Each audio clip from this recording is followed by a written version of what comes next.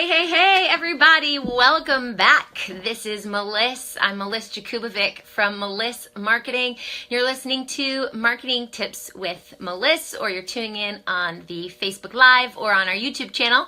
And you can check us out at Instagram, Meliss_marketing. Today, what I want to talk to you guys about is 3 things that you must have to come up with the storefront of your business from a social media perspective. So if you're a brick and mortar store, you know what it means to have a storefront. And these 3 things that I'm going to go over, these 3 must-haves, are translated over into social media world, and I'm going to explain how and why that's so important. So the first thing is location. Think about your brick and mortar store. You walk into the grocery store or the pharmacy. It's all about location, that they're placing their store where their ideal customer is going to be. So if you're looking at like an organic food store, grocery store. Well, organic food costs a little bit more money, so it's probably going to be in an area where the average income is a little bit higher. And if there's a gap, an area that does not have an organic health food store, and there's plenty of that in the surrounding areas, that would be a good indicator that it might do well there. So location is really important. But if you were going to put a very expensive grocery store in a not so affluent neighborhood that wouldn't be able to keep up with the new produce coming in, then that might not be the best place for that grocery store. Do you understand? So it really matters where the stores decide where they're going to be. Now, in social media, what that means is platforms. Which platform do you need to be working your hardest to become visible in? And the answer is that the platform that you should be working your hardest on being consistent to get visible in is the platform where your ideal customer hangs out the most. So if you have very artsy type of audience in a younger crowd, Instagram is going to be your go-to. If you have very businessy type of people, LinkedIn is going to be your go-to.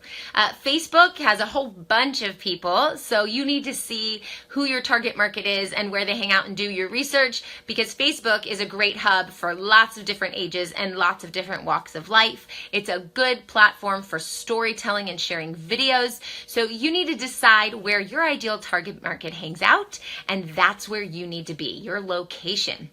Number 2 is branding. Think about Coca-Cola. Kokus has joined us today. My Chihuahua. That's who you hear shaking all the time. Say hello.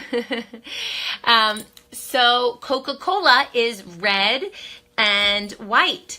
And when you see those colors, they're so branded and you connect to them so well that you think Coca-Cola.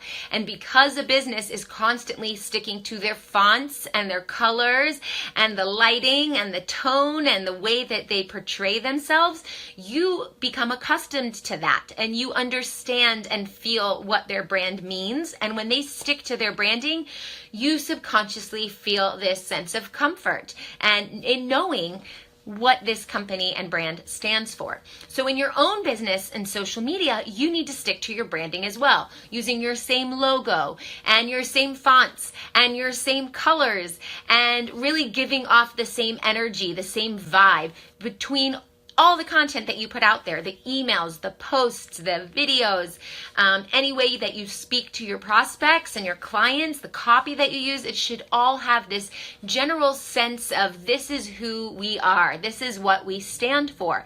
And when you stick to that, your prospects grow comfortable with you. They grow comfortable with you and they relate to you. They know what to expect from you. They can trust you. So you want to stick to your branding. And number 3 is running out of product, right? If you are a pharmacy and you run out of all of your makeup supplies and you run out of all of your little quick travel supplies, you're not going to be in business very long, right? So you need to make sure that you don't run out of product, that you understand how to count inventory, and you know when to replenish. And if you think about a pharmacy, a local pharmacy, like a chain that you see lots of, you will notice that they redo their shelving all the time.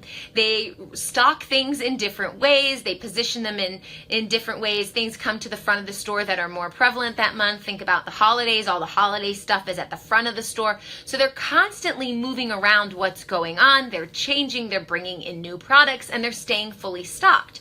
So what you need to think about in your social media business is to be completely stocked. That means constantly changing things up, putting yourself out there. Content, content, and content. You want to have a thriving content strategy so that you're constantly putting out new information. And you also want to understand that if you do have online products, you'll never be out of stock. So it's totally worth creating some sort of digital product.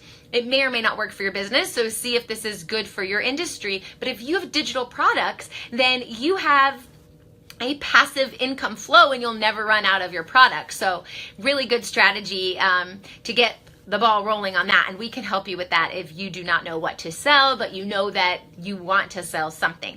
But what you want to think about is constantly changing things up, constantly showing that you are alive and being visible. Because what happens on social media is if you stop posting and someone comes to your page, they don't know if you left and you're done and your business is over or what happened.